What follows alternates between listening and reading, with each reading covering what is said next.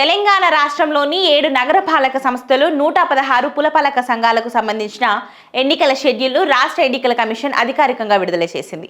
ఈ మేరకు రాష్ట్ర ఎన్నికల కమిషనర్ రాణికుముదిని అన్ని జిల్లాల కలెక్టర్లు, ఎస్పీలు, పోలీస్ కమిషనర్లతో సమీక్ష సమావేశం నిర్వహించారు. ఎన్నికల నిర్వహణకు సంబంధించిన భద్రత, లాజిస్టిక్స్, పోలింగ్ ఏర్పాట్లపై చర్చించిన అనంతరం షెడ్యూల్ను ప్రకటించారు. షెడ్యూల్ విడుదలతో రాష్ట్ర వ్యాప్తంగా ఎన్నికల కోడ్ అమల్లోకి వచ్చింది. ఈ ఎన్నికల ప్రక్రియ ద్వారా రాష్ట్ర వ్యాప్తంగా మొత్తం 52,43,000 మంది ఓటర్లు తమ ఓటు హక్కును వినియోగించుకోనున్నారు. ప్రశాంత వాతావరణంలో నిష్పక్షపాతంగా ఎన్నికలు నిర్వహించేందుకు అన్ని ఏర్పాట్లు పూర్తి చేశామని తెలిపారు.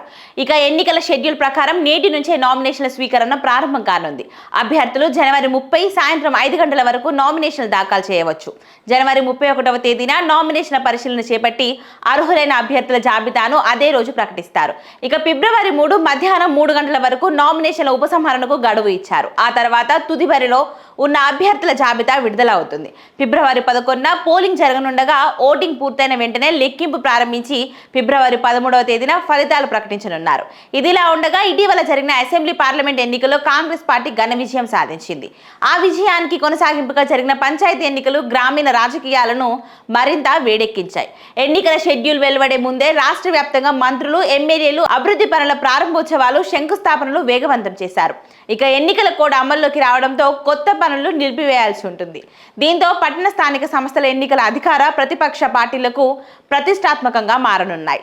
ముఖ్యమైన తేదీలు ఇవే. ఇక నామినేషన్ల ప్రారంభం జనవరి 28, 2026 ఉదయం 10:30 గంటల నుంచి సాయంత్రం 5 గంటల వరకు. నామినేషన్ల ముగింపు 30వ తేదీ జనవరి 2026 సాయంత్రం 5 గంటల వరకు.